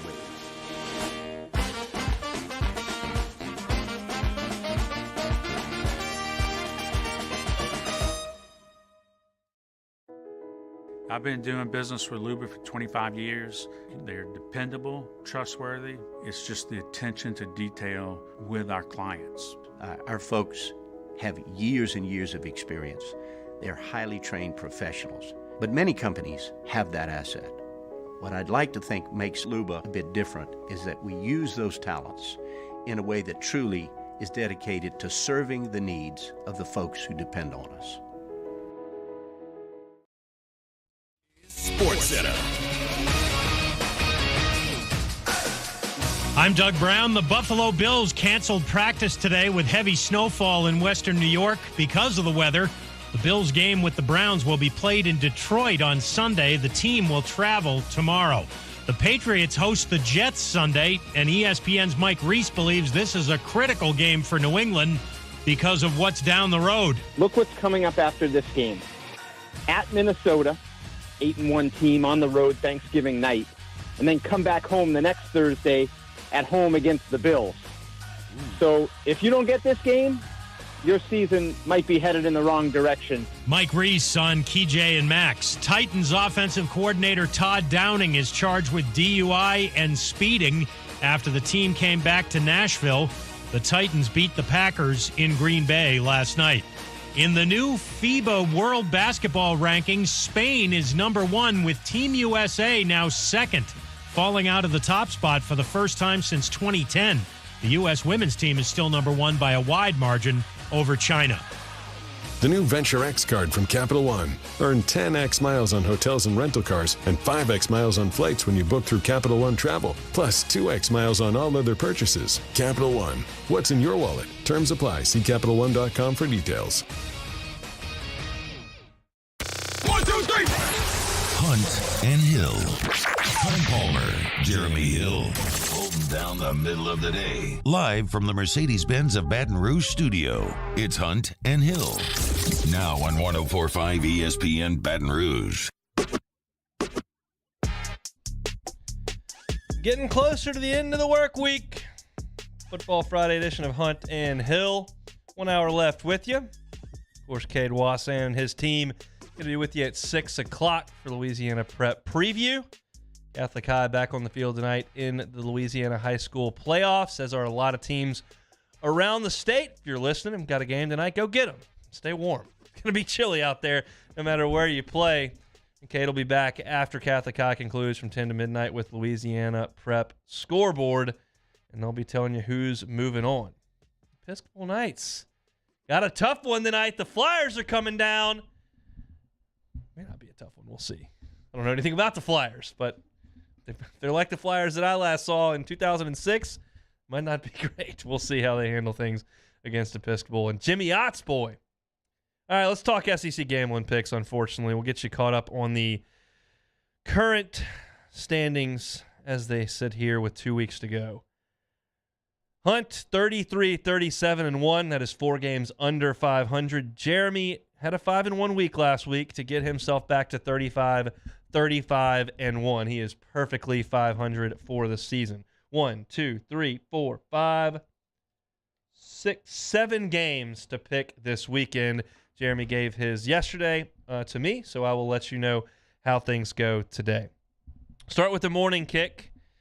UMass is at Texas A&M. I was listening to a little TexAgs podcast this morning. Weather does not look great for College Station. I can't imagine it's going to be that boisterous a crowd at 11 o'clock in the morning in the mid-40s with some rain in the forecast. The line is 33.5. Now, UMass is abysmal. They are 1-9 on the season. Their only win against the Seawolves of Stony Brook. As far as I know, Willie Carmona and Travis Jankowski were not walking through that door. But the UMass did beat Stony Brook 20-3. Look, I think this is a game where everything has gone wrong for A&M for 3 months straight. It has been a joy to watch, but they can exercise some demons tomorrow. I don't know if Devon Achane is going to play. I don't know if they're going to rest some guys to get them ready for LSU in a week. But I got to think that A&M tries to exercise some demons against an awful team and tries to get some positive momentum going in that football program. I'm going to take them and lay the 35.5. Jeremy wouldn't take Texas A&M if they were getting points against Catholic High, so he's on the UMass Minutemen here, plus the 33.5. All right, Florida and Vanderbilt up in Nashville. It is a 14-point line. Look, Florida's found some offense. They have scored in the last couple of weeks. Anthony Richardson is playing better. I still don't love their defense. That's a work in progress. They just don't have the guys. But they can run the football. They got a couple running backs and a quarterback that can go. Maybe Vandy's found a little of offense too. They scored some points the last couple of weeks. Certainly won a game last week against Kentucky. And it wasn't like Kentucky gave it to them with a bunch of fumbles. Like Vanderbilt fell behind late in the game and had to take the football down the field against Kentucky and score. But I'm still not taking Vanderbilt. We're both taking Florida. We are laying the 14 points in that one in Nashville. Georgia is at Kentucky. Here's what Kentucky's offense has done the last 3 weeks. They scored 6 at Tennessee. They scored 21 on Missouri. And they scored 21 on Vandy. That's awful. You think they're going to play Georgia and do any better than that? No, they'll do worse than that. I told you my power rankings on Wednesday. I'm off Kentucky. They're not good. You can talk about the last 4 or 5 years under Stoops and the progress they've made and the consistency with what they've played, and you can tell me that Chris Rodriguez is one of the best running backs I've ever had, and you can even tell me that Will Levis is going to go second in the draft. They stink. And Georgia's going to crush them. And I have no problem laying the 22.5 at the big grocery store, Kroger Field. Jeremy, on the other hand, is going to take the Wildcats. He's going to take the 22.5. It's a lot of points, but Kentucky's broken. They can't score. They're sure as hell not scoring on Georgia. And Georgia's just going to do what they do offensively. They're going to wear you out. Bennett's going to make some plays. This could be a 40-point game. I think it's going to be an absolute bloodbath. Nobody in Kentucky cares about football anymore. It's cold. Their basketball team's playing. They're out on the Will Levis experience. Peace. Give me the dogs. Western Kentucky's at Auburn. Now, this line is a tight one. It's 5.5. Now, if you watched Auburn A&M last weekend, you saw an emotional swell on the plains behind Cadillac Williams. They sold it out. The place was jumping. Cole Kublik's doing the intro while they're about to take the field. It was on fire from start to finish, and A&M couldn't withstand it. I don't think they can do that again. So the question is, can they cover the 5.5? They just got to win by a touchdown. But I feel like the emotional play is not going to be there. Western Kentucky can score a little bit. They scored 30 points on Indiana, scored 59 on Charlotte, 45 on Rice. Jeremy's going to lay the 5.5. I think Saturday ends any commentary on whether or not Cadillac Williams deserves the full-time job. I got Western Kentucky. I'll take the 5.5. I don't know that they'll win, but I'll take the 5.5. I don't think John Cohen is seriously considering Cadillac Williams. I think the next person who takes the job at Auburn would be foolish not to keep Cadillac on the staff. But I think, you go out there and you've struggled with Western Kentucky. I think that puts that to bed. So give me the Hilltoppers. Tennessee's at South Carolina. The line there is 22. South Carolina 6-4. They went on a stretch there where they won 3 in a row. Everybody's going, okay, South Carolina. That 6-4 is inflated, in my opinion. Charlotte, who they beat's 2-9 and awful. South Carolina State, who they beat, is 3-7 and awful. They beat Texas A&M. They got a kickoff return in that game, and Haynes King was playing hurt. And they beat Kentucky when Kentucky had a backup quarterback in there. Kentucky's not good on offense with the real quarterback in there, much less the backup quarterback. So I'm not giving you a lot of credit for that. I think their record is a fraud.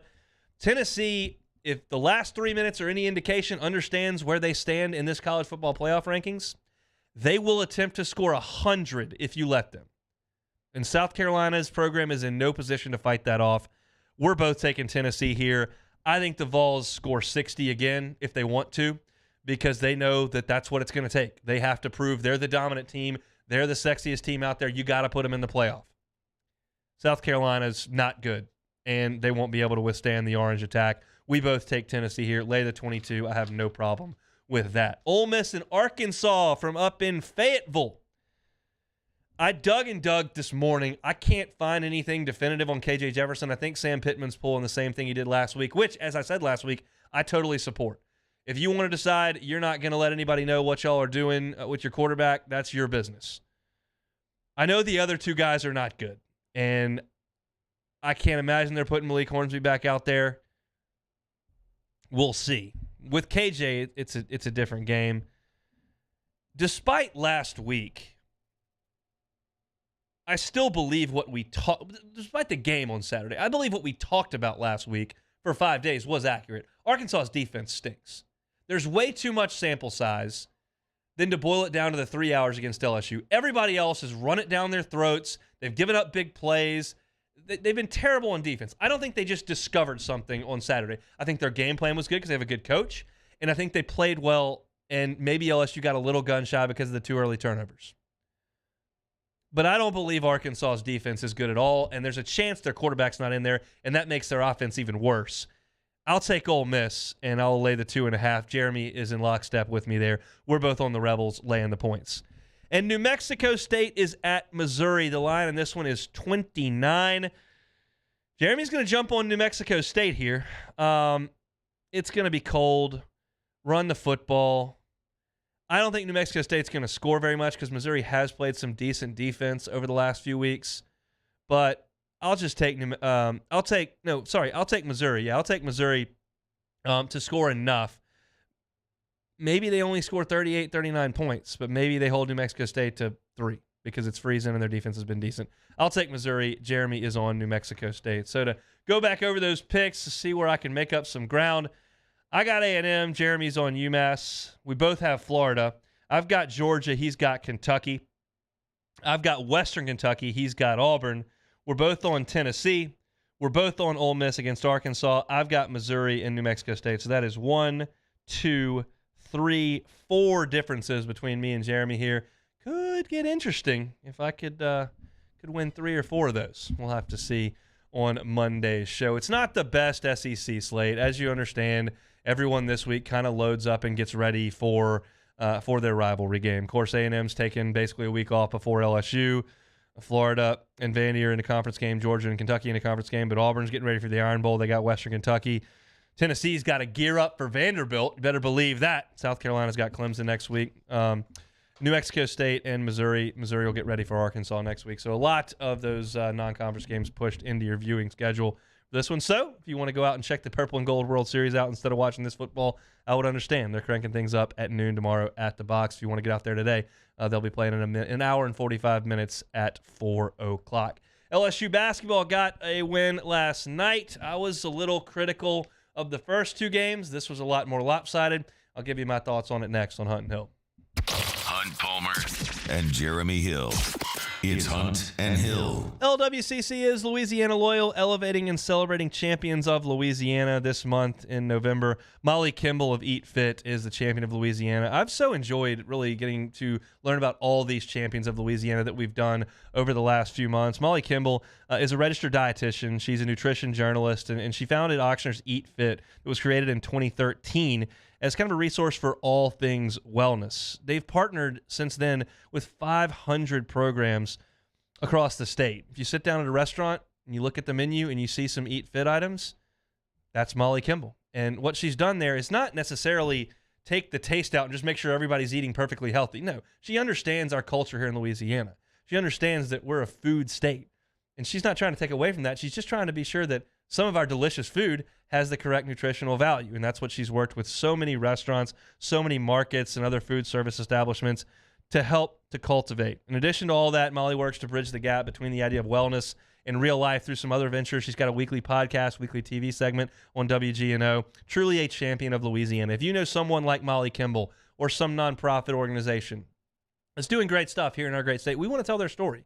So go to lwcc.com/Louisiana Loyal and nominate someone to be a champion of Louisiana so that we can tell the state about them as we've done with Molly and so many others in the past. Molly Kimball, November's champion of Louisiana, presented by LWCC. LWCC is Louisiana Loyal.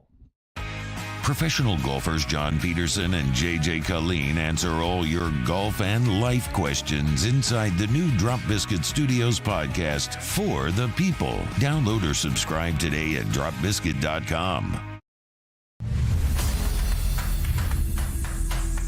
We get it done with strength, commitment, dedication, grit.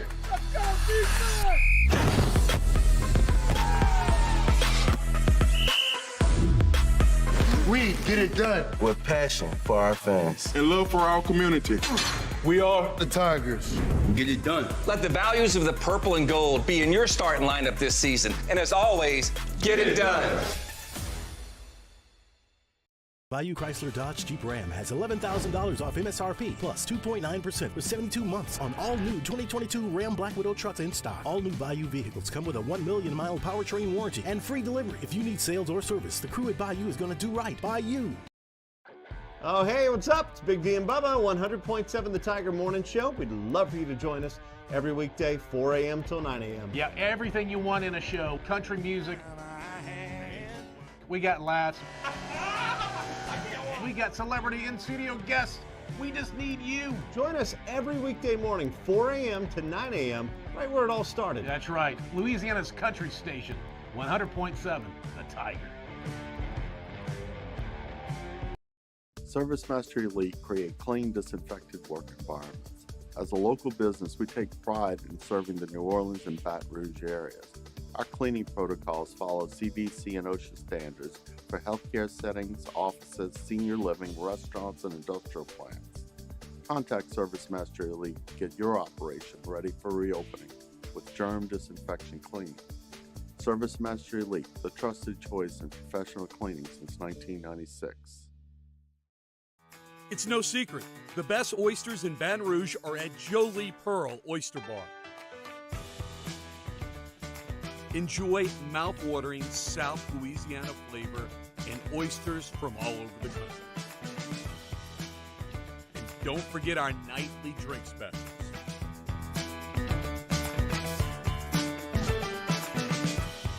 Jolie Pearl Oyster Bar, located in downtown Baton Rouge.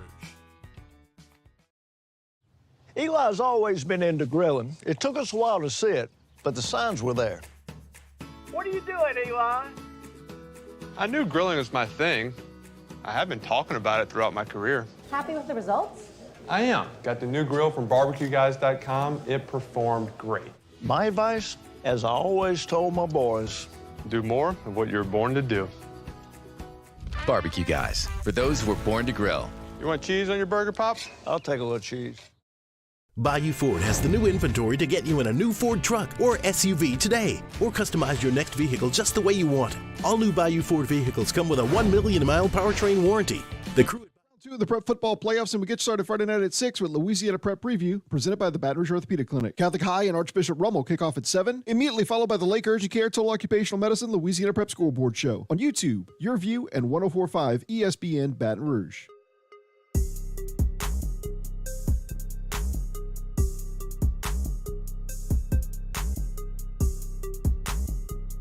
Hunt and Hill, 104.5 ESPN Baton Rouge. $15,000 is fun, huh? 104.5 ESPN Baton Rouge and Citizens Bank and Trust are in the spirit to rock your holidays with $15,000 cash. It's our 15K holidays. Head over to 1045ESPN.com and register to win a $15,000 national cash prize or $1,500 in a local cash prize. The 15K holidays is powered by Citizens Bank and Trust and 104.5 ESPN Baton Rouge. Hunt Palmer here with you today. Jeremy Hill is out. He will be back on Monday. We're getting you through a football Friday here on Hunt and Hill.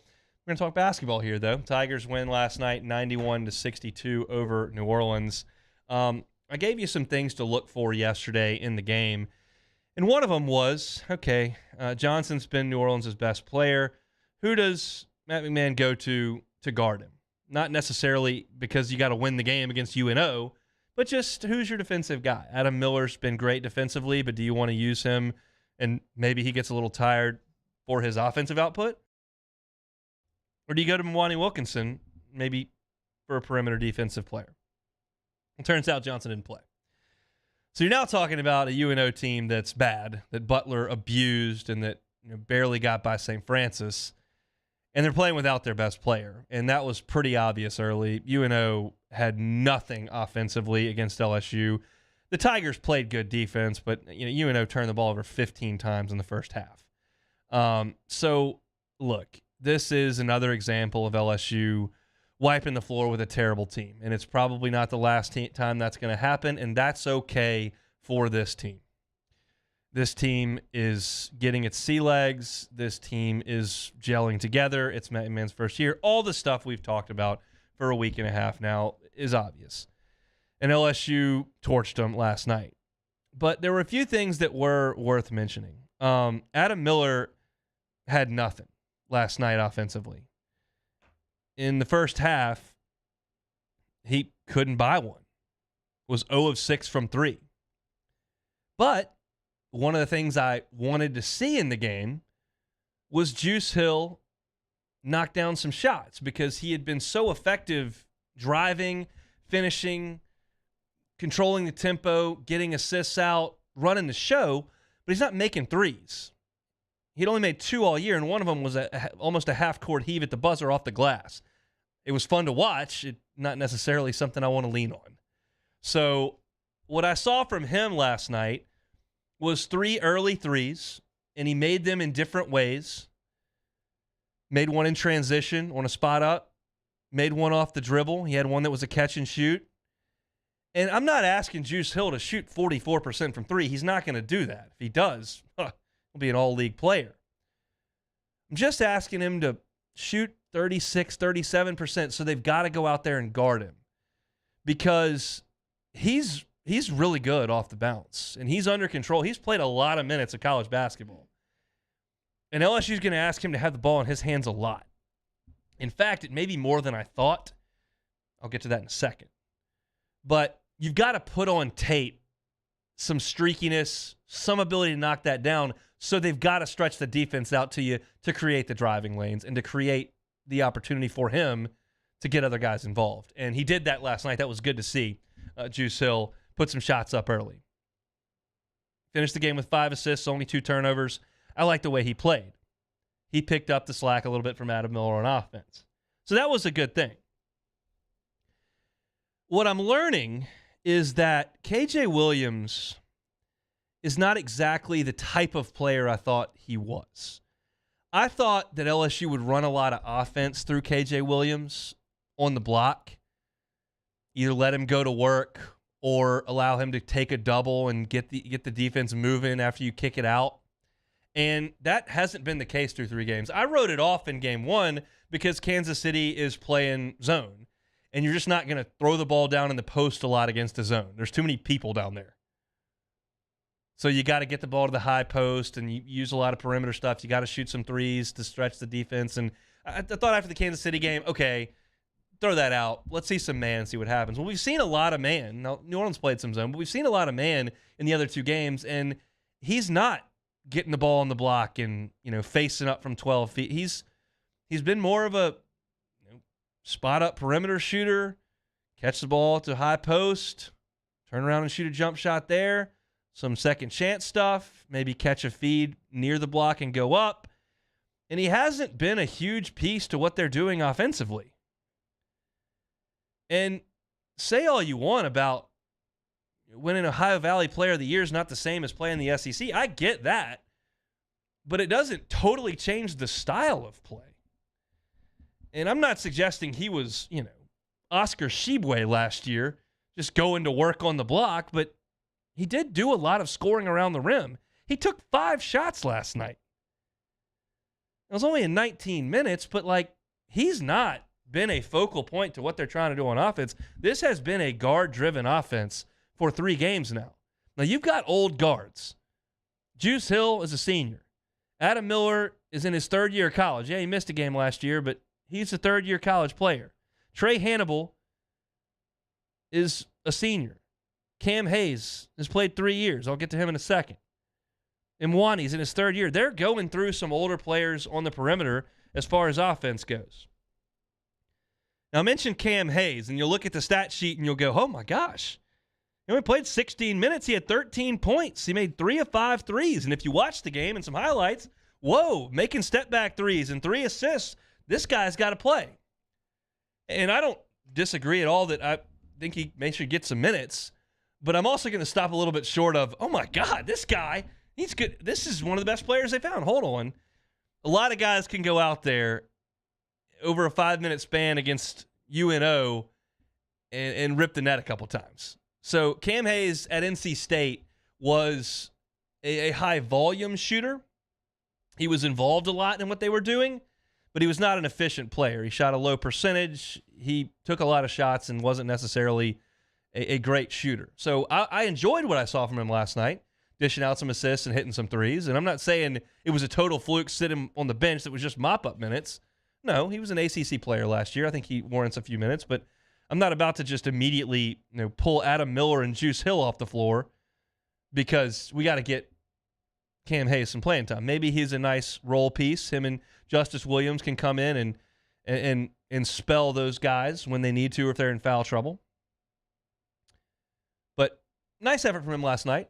That's the beauty of this non-conference. There are going to be enough times and enough spots to get guys playing time that you can see if that's something he can replicate. The other guy who statistically, and even if you were watching the game, kind of popped a little bit, was Derek Fountain. Fountain scored 15 points last night. He was 4 of 5 from the floor. He hit a 3. He made all 6 of his free throws, and he grabbed 8 rebounds in 17 minutes. Only turned the ball over once, had 2 assists. And Fountain is a guy that I was interested in a little bit when they brought him in. Seemed like the kind of guy LSU might be in on when Matt McMahon took the job. A guy who has, been on a Power 5 team but hasn't really made a big impact. And Fountain did not make a big impact at Mississippi State. They had really good front court players the last couple of years. Tolu Smith is one of the preseason all-conference type guys on the block, and he's still there. And they've had some front court guys at Mississippi State. They played through them the last couple of years under Ben Howland, so it's not a shock that Fountain didn't get a lot of playing time. But it's not like you brought in some all-conference player. He was, an 8th guy for Mississippi State last year. But he is 6'9", 6'10". He does move okay, and he's got some nice touch. He showed that last night. You go 6 of 6 from the foul line, 1 of 1 from 3. Okay.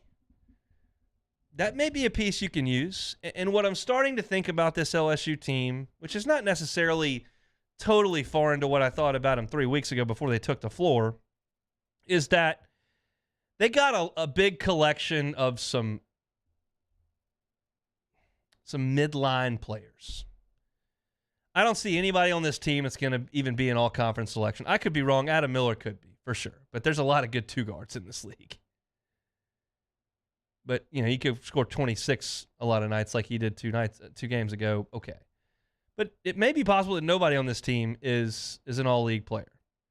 But you got like 8 or 9 guys that can go play, and none of them are massive liabilities. Imani Wilkinson is what he is. He's going to stand in the corner and shoot threes at a pretty high percentage. He's going to play defense and rebound a little bit. He's not going to create a lot of shots, and he's not very tall. Juice Hill's not going to be a dead-eye three-point shooter, but he can run the show and be pretty good. Adam Miller's not the best athlete on the floor, but he's going to knock down some shots and is a competent basketball player for sure. KJ Williams may not be exactly what I thought. I thought he'd average 17 points and 9 rebounds. I don't think he's going to anymore. I think he may be more like an 11, 10-point guy. But they got a lot of guys that can contribute, and Matt McMahon's building something, and he's put this thing together in patchwork, and it looks to be they were a little bit better last night against a terrible team. The last thing I want to talk about, and I toyed back and forth with kind of how to address this, but it just kind of is what it is. They played 3 games now. 2 of them have gotten out of hand, and Tyrell Ward has not really been able to make a tangible impact. Last night, in a total blowout, he got 10 minutes. He went 1 of 3 from the floor. He made a 3. He had a couple fouls, didn't get a rebound, and kind of was drifting a little bit, not necessarily really involved or assertive at any point in the game. And it's just surprising a little bit to what a 5-star player you expect him to be. And right now, I think to expect Tyrell Ward to have a huge impact on this season would be really aggressive. I think he's way down the list of guys you're going to play. Way down the list. So things can change. It's a long season. Fouls happen. Sometimes injuries happen. Development happens. There are a lot of things that can happen. But to this point, I think there are a lot of guys who are going to get called off the bench before you get to Tyrell Ward. And it's not disappointing or disheartening. It's just a little surprising to me. This is a guy who's got a ton of talent. He's 6'6". He can jump. And his career's long from over here in Baton Rouge. I'm just a little surprised at where he stands in the pecking order right now. And as I mentioned, they got a lot of older players, so it's not like all the freshmen that were 2-stars are passing him up. These are a bunch of seniors and juniors that are playing over him, but I thought he may jump in and be a huge impact guy, and to this point, it's just not necessarily the case. The Tigers win 91-62. They are headed to the Caymans this coming week, starting on Monday with a 10 a.m. tip-off. So we'll have a little bit of a de facto post-game show here. We're going to talk way more about LSU UAB, Brian Kelly's press conference, all that good stuff on Monday, but we'll also touch on a little bit of LSU down there in the Caymans. That'll, again, be Monday starting at 10 a.m. Little promo here before we get to a break. I want to remind you to check out dropbiscuit.com and browse our growing library. While you're there, be sure to subscribe to Pops, Fame, You Talking to Me, For the People, Well Stated, or whatever Southern-flavored audio biscuit you may fancy. That's dropbiscuit.com. I am Hunt Palmer. Jeremy Hill out today. He'll be back on Monday. When we come back, some Take It or Leave It, and my final pick for Saints and Rams, as well as LSU and UAB coming up to finish up the show. Hope your Friday's going well. It's Hunt and Hill. 104.5 ESPN Baton Rouge with Hunt and Hill. Reliable Roofing and Construction. Love talking about our guy Lionel Hayes, born and raised in Baton Rouge, started his company right here in Baton Rouge and loves to serve his Baton Rouge community. No job's too small for Reliable Roofing and Construction. You may just notice that something doesn't quite look right up there. The shingles may be missing. I can't really tell. You don't have to do a whole roof replacement if that's the case. Reliable Roofing and Construction will come out. They'll do an inspection. They'll tell you what needs to be done. It may be, well, just let us hammer a few shingles in. We'll be on our way. It may be, we got some issues here. We need to talk about a roof replacement. Either way, they're going to be on your side, and it's not a company that's going to come in, take some cash from you, do a quick job, and get on down the road. You never see them again. No. Reliable Roofing and Construction right here in Baton Rouge, and every job, a 5-year labor warranty. 5-year labor warranty at Reliable Roofing and Construction. Check out their work on Instagram at Reliable Roofing LLC, or go on over to their website, reliableroofingbr.com. Browse all of their work that they're so proud to show off. They got some testimonials on there as well. You can contact everyone over there at Reliable Roofing and Construction at reliableroofingbr.com. Reliable Roofing and Construction, reliableroofingbr.com. Our listeners fire off their opinions on the jimsfirearms.net hotline at 499-1045. Keep listening for your next chance to shoot us your thoughts with the jimsfirearms.net hotline on 104.5 ESPN Baton Rouge. There it is, the extra mile, on the border of expected and extraordinary for those willing to go further, like vans customized for work or play, with safety and tech to keep you connected, supported by a 5-star sales, service, and finance team, and backed by the 1-star you know. So go the extra mile. It's never crowded, because so few have what it takes to go there. Mercedes-Benz Vans.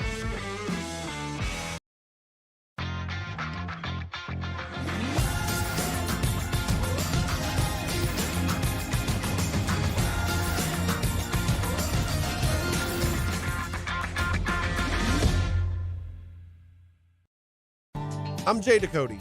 I grew up learning how to cook at LSU tailgate parties and right in my own backyard. And I created JD's Louisiana products to bring that Louisiana flavor to you at home for your backyard cookout. JD's Louisiana barbecue sauce, Louisiana molasses mustard, spicy and sweet barbecue rub, and more are available at your local supermarkets or by logging on to jducote.com/shop. Put in promo code CST for 25% off at checkout. Crime has serious consequences, but anyone can make a mistake. If you find yourself in trouble with the law, know that you have rights, and it's okay to demand them. The law offices of O.C. Brown are here to protect you and your rights. Felony or misdemeanor, DUI or drug charge. No matter what crime you're accused of, you still have rights. Let the law offices of O.C. Brown uphold them. Call 225-343-1111. Your law firm for a lifetime. I've been doing business with Luba for 25 years. They're dependable, trustworthy. It's just the attention to detail with our clients. Our folks have years and years of experience. They're highly trained professionals, but many companies have that asset.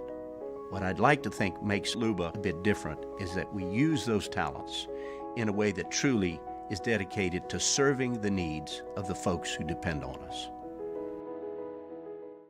Want more customers? Running Boards Marketing can help you get their attention. Imagine your brand's message on a giant LED billboard truck that can't be skipped and is nearly impossible to ignore. Running Boards Marketing is the leader in effective and affordable advertising on digital mobile billboards, which are 2 times more effective than traditional billboards. With a 97% recall rate, you'll leave a lasting impression with your customers. Visit us online at runningboardsmarketing.com so we can drive your message to where the people are.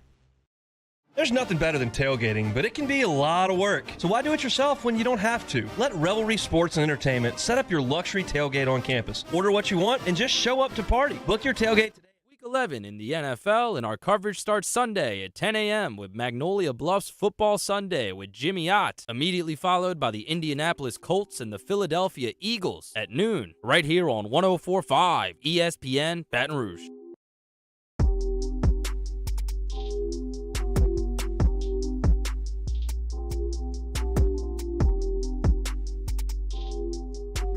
This is Hunt and Hill on 104.5 ESPN Baton Rouge. Appreciate y'all hanging out in the Bayou Ford chat here if you want. Feel inclined to. You can throw us a like. We always appreciate that. Our final pick is coming up here in the closing segment. Jeremy gave his yesterday. He stuck to the party line. He took the Blazers yesterday. We'll just have to see what I think here coming up in about 10 minutes from right now. But as we do each and every day, let's play some Take It or Leave It. Taylor Sharp, fire away. Yeah, Qatar announced that they will not be selling beer in or around 8 World Cup stadiums. A sober World Cup, take it or leave it. I'm going to leave the whole thing. I realize there are a lot of y'all that are getting really geeked up for the World Cup, and that's great for you. And certainly watching on TV is one thing. Going to Qatar in shouting distance of like Iran and Saudi Arabia and Kuwait, that's just, I'm not, as I was telling some of the sales team earlier today, like if the Cubs were playing in the World Series in Qatar, I'm not going. Like I'm certainly not going just on, just because where it is, but not selling booze. I'm sure Budweiser's thrilled about that. They've put a bajillion-dollar contract and now we're not doing it. And they announced this 3 days before we're cranking up, 2 days before we're cranking up. Seems like a little bit much for me. I'm going to leave that big time. ESPN's Buster Olney says the New York Mets should heavily pursue Aaron Judge, the home run king in the Queens. Take it or leave it. I'm going to take it. I think that would be hilarious. Here's the deal. The Yankees for decades have been the big bad wolf. And they had George Steinbrenner, and he was the one who was going to spend the money and get the players. And look, when guys come available, we're making it happen. And now you got Steve Cohen, who owns the team across town that's been little brother forever, and he's got more money than you. And if he wants to spend it, he can. There is no salary cap. But the Yankees cannot afford that PR hit. Like, you cannot let Aaron Judge walk across from the Bronx to Queens. Like, you cannot let that happen. Which puts Brian Cashman and the Steinbrenner family in a little bit of a precarious situation. I think it's hilarious. I would personally prefer if Aaron Judge stuck in the AL because I don't really want to deal with him very often. But if he's in the East, it's just a couple of series a year. But the drama there is funny. And if I'm Aaron Judge, I'm going to act like the Mets are throwing huge money around because that's just going to up the ante from the Steinbrenner clan over there in Pinstripe. So fascinating to look at. We'll see where Aaron Judge lands. A lot of people kind of getting their San Francisco thoughts in there. I don't know where the Dodgers are going to put him, but I think the Yankees are eventually going to come up with it. On The Shop, LeBron says he would moss Jalen Ramsey if he played in the NFL. Ramsey, meanwhile, replied saying LeBron would have no chance in the NFL. LeBron as a wide receiver, take it or leave it. Whew. I'm gonna take it, actually. I'll take it. I realize how soft he looks in an NBA game at times. You also get points for flopping in the NFL, in the NBA. If you go flying across the court, you get free throws. So there's a bit of that that's like playing the game. He's still 6'9". He can still run and jump better than any of those corners. So I'm not suggesting he'd be better than Jerry Rice. But I do think if you gave him some time to figure it out, he would at least be a little bit difficult to deal with. I mean, Deion Sanders went and played baseball. Bo Jackson went and played baseball. Like, it's not as if no player can transcend sports. Again, I don't think he'd be the best player in the league, but I think a 6'9" guy that can run and jump like crazy with good hand-eye coordination could probably figure out wide receiver. Antonio Gates was a basketball player. He figured it out. I tend to think LeBron could figure it out as well, so I'll take that. He was an all-state receiver in high school for what it's worth. The Milwaukee Bucks city uniforms read Cream City across the front, but the Bucks haven't worn them in months. Why? Chief Marketing Officer Dustin Godsey revealed that the Bucks can't wear the Cream City jerseys because they interfere with technology that is used for digitally inserted on-court advertising that are only seen on the television broadcast. Cream City uniforms, take it or leave it.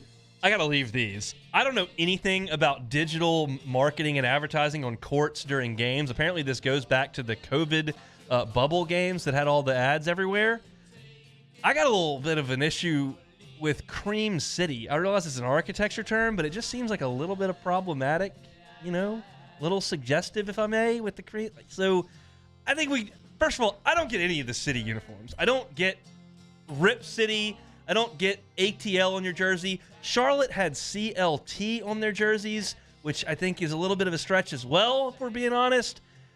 Can we just wear the real jerseys? Again, as this comes back to LSU wearing alternates and all this kind of stuff, no one's marketing to me, and I understand that I'm 97 years old in this take.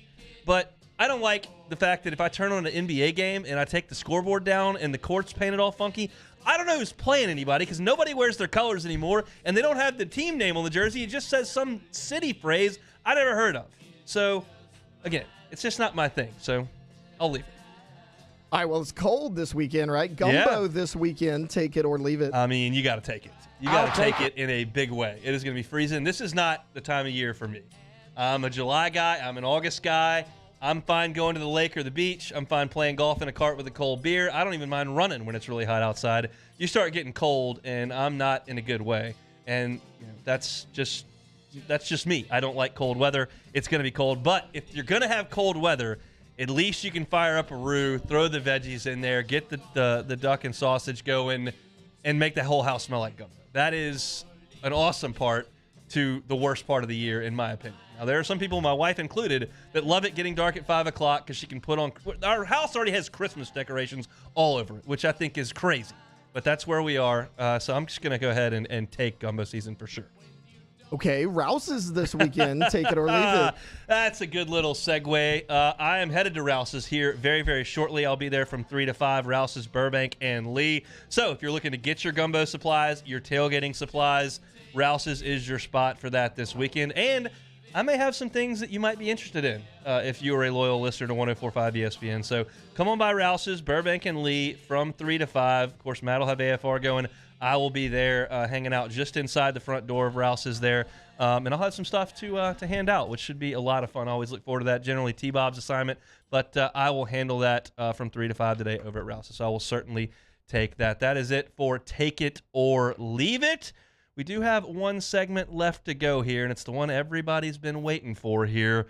What will the final pick be? I don't think anybody really cares what we're talking about here when we mean Saints and Rams. I think everybody's got all eyes on LSU and UAB. If you've been listening to the show week after week, you understand that, hey, we're talking about a pretty consistent theme here that's been developing here on Hunt and Hill. Jeremy gave it to you yesterday. He was a team player yesterday. Took one for the team and made his pick for the UAB Blazers. He also picked against the Saints as well, as most people are doing these days. We'll see what I decide to do. Either way, I'm going to be freezing my tail off when I go out there for the pre- and post-game show for LSU. But it is one more Saturday night in Death Valley for LSU and UAB. So something that we long all summer for.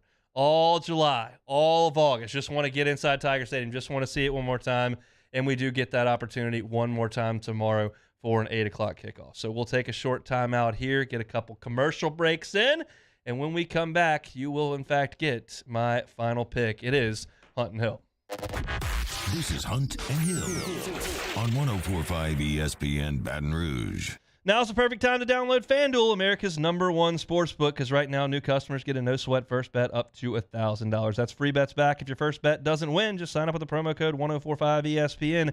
FanDuel's got all your favorite bets from the money line to point spreads to player props. You can combine your bets for a chance at a bigger payout and a same-game parlay. It's all on an app that's safe, secure, and super easy to use. Sign up today with the promo code 1045ESPN for your no-sweat first bet. That is promo code 1045ESPN. Make every moment more this season with FanDuel, official sportsbook partner of the NFL. Must be 21 and present in Louisiana. First online real money wager only. Refund issued not withdrawable. Free bet that expires in 14 days. Restrictions apply. See terms at sportsbook.fanduel.com. If you're someone who has a gambling problem and wants help, call 1-877-770-STOP. In times of need, get a full list of phone numbers, websites, and other important emergency information on the Demco Stormwatch page at 1045ESPN.com. They said I was small, weak, said my heart wasn't strong enough. But I showed them what heart looked like, again and again and again. Mom got me the right care, the right doctors with Blue Cross coverage. Don't let people tell you who you are. Show them the right card, the right care. Gulf Coast Office Products is a nationally recognized Savin office equipment dealer based right here in Louisiana. Over 100 employees strong, Gulf Coast has the boots on the ground to support all vertical markets from education, engineering, legal, and finance. With the latest in office technology from desktop to production segment units, Gulf Coast and Savin have the perfect fit for you. Call 225-756-2644. That's 756-2644 for Gulf Coast Office Products. There it is, the extra mile, on the border of expected and extraordinary, for those willing to go further, like vans customized for work or play, with safety and tech to keep you connected, supported by a 5-star sales, service, and finance team, and backed by the 1-star you know. So go the extra mile. It's never crowded, because so few have what it takes to go there. Mercedes-Benz Vans. Louisiana. It's a place defined by culture, by pride, by passion, by people who do more than love this place. They celebrate it, elevate it, champion it. They are the individuals who embody what makes Louisiana great. The companies that make Louisiana a better place to work and live. The nonprofits leading transformational change in our communities.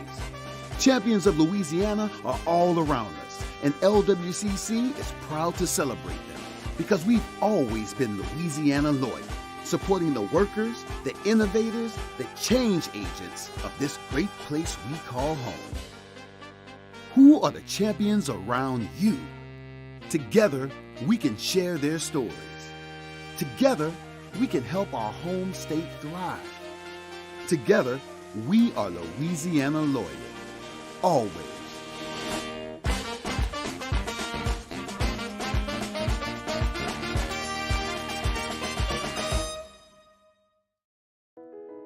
I've been doing business with Luba for 25 years. They're dependable, trustworthy.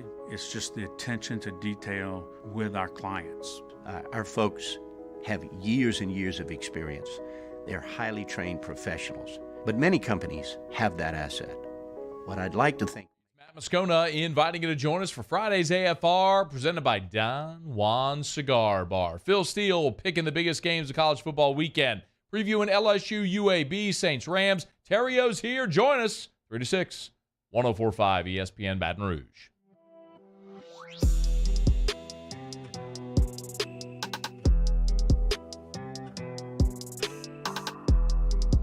Hunt and Hill, 104.5 ESPN Baton Rouge. All right, back in to close out a Football Friday here on Hunt and Hill. Appreciate y'all hanging out with us. Me, Casey, Taylor, as it were, Jeremy back in action on Monday. Only one thing left to do, and that is our final picks. But first, just want to set you up one more time for what we will have tomorrow under the Guarantee Media umbrella. Of course, LSU and UAB, 8 o'clock kickoff tomorrow. from Tiger Stadium. That means 5 hours before kickoff at 3 o'clock. Charles Handgriff and Matt Musso will have Eagle 98.1 game day. They'll be with you for 3 hours until 6 o'clock. That's when I will take over on the LSU Sports Radio Network from between the ramps of the Pete Maravich Assembly Center across the street from Tiger Stadium. I will freeze inside Tiger One Village for 90 minutes with Brandon Taylor and Marlon Favorite as we get you ready for LSU and UAB. That'll be from 6 to 7:30. That's when we'll toss it inside to the broadcast team of Chris Blair, Doug Morrow, and Gordy Rush. 30 minutes after the game goes final, you can find Brandon, Marlon, and myself much more comfortable inside for the Fighting Tiger post-game report. We'll be with you for an hour and 90 minutes after it goes final. It'll be Charles Handgriff right here inside the Mercedes-Benz of Baton Rouge studio with Eagle 98.1 Game Day's post-game show. So a long day, pushed back a little bit. It'll be 3 o'clock when things get started on Eagle 98.1 Game Day. All right, that's just about it for us. If you missed anything on demand, you can catch it 1045ESPN.com on the On Demand tab. You can search Hunt and Hill. You can find us on Apple Podcasts, Spotify, YouTube. Those of y'all hanging out on YouTube, throw us a like on your way out. We'd really appreciate it. Of course, at the beginning of the show, it was LSU and UAB. Talked a little bit of Purple and Gold World Series. Had some SEC gambling picks, some basketball recaps. And coming up is going to be your final pick. So that's just about all we can do here. Let's start where I guess we have to start technically with the 3-6 Rams at the 3-7 Saints. New Orleans Saints.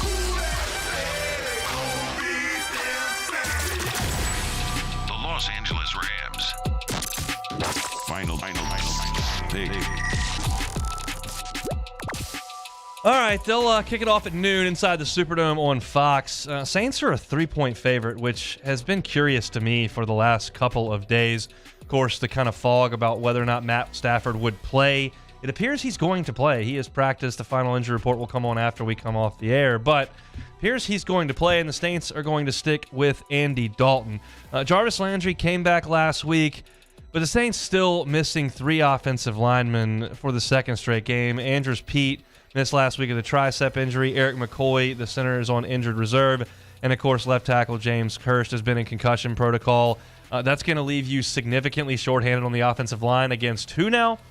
Oh, Aaron Donald, the best interior defensive lineman to ever play NFL football. That doesn't sound great. The Saints offense has not gotten out of neutral the last couple of weeks. Yeah, nice to have Jarvis back. Yeah, you got to try to get Kamara involved. I just don't know how that's going to work. You put all that together with the fact that Andy Dalton can't move. I can't see the Saints scoring a lot. Fortunately for the Saints, the Rams don't score a lot. The Rams don't run the football at all. Matt Stafford has been under pressure all year. He has turned the football over. It's not going to be the prettiest of games, but at this point, who am I to sit here on a Friday afternoon and pick the Saints to win? They've played awful, and that offensive line is going to get, in my opinion, worked on Sunday. I'm pulling for you, black and gold. I don't really trust you. My final score here, 21-17. The Rams beat the Saints. And that leads us to Senior Day inside of Tiger Stadium, LSU and UAB.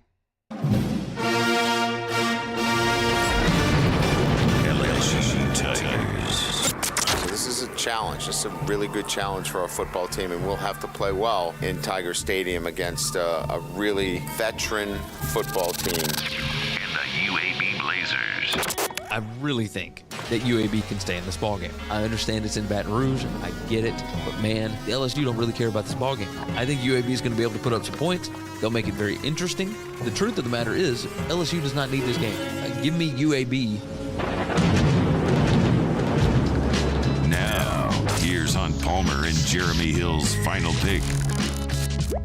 Just me today. Jeremy gave you his yesterday and stuck with consistency here on the show. If you've been listening the last few weeks, we have airballed every pick, so we've kind of been siding with the opposition. That's kind of been working as LSU continues to win, and they took care of the SEC West last week. UAB comes in here for Senior Day. This is a Blazers team that's 5-5. We broke them down in the first segment of the show. They're probably a little bit better than their record indicates. They missed Dylan Hopkins for a couple of games, their starting quarterback. But they are a team that's going to run the football a ton. And as I mentioned at the top of the show, I just don't know how successful that's going to be throughout the entirety of the game. Incidentally, we talked about the weather all week last week going to Fayetteville. Tomorrow night's probably going to be worse. It's going to be in the 40s. Low 40s maybe. It might rain a little bit. The sun won't be out because it's nighttime. But it's going to be a BYOJ game. Bring your own juice. LSU's going to have to create some energy. It's not coming from the crowd. It's not coming from the helmet on the other sideline. LSU's going to have to bring their own juice. And the hope is that they do that. If they do it defensively, my whole thing with this game is LSU's offense needs to show a little bit of a bounce back after last week. We saw such a great performance in the game in the Swamp. We saw such a great performance in the last 3 quarters of Ole Miss. They really moved the ball up and down the field for a lot of the game against Alabama. Last week, they took a step back. Arkansas had a game plan for them. Arkansas was ready for them, and LSU could not crack it. They dropped 8 guys in coverage. Jaden Daniels wasn't comfortable trying to throw in tight windows, and all of a sudden he tried to run, and they had a spy there, and they couldn't move the football. UAB may try that. They don't have as good of players as Arkansas, but I don't care what they do. Score points. You're better than them. Offensive line, show up and knock these guys off the ball. Run the football. Josh Williams, John Emery, Armani Goodwin. And get the ball to some of these playmakers and let them make a play against a lesser team. And Jaden Daniels needs to be more decisive, out on the edge, making some plays, doing the things he did for better than a month before last weekend, which kind of concerned me, to be quite honest. And we know what's coming next week with the SEC finale in College Station. Clean things up this week against UAB.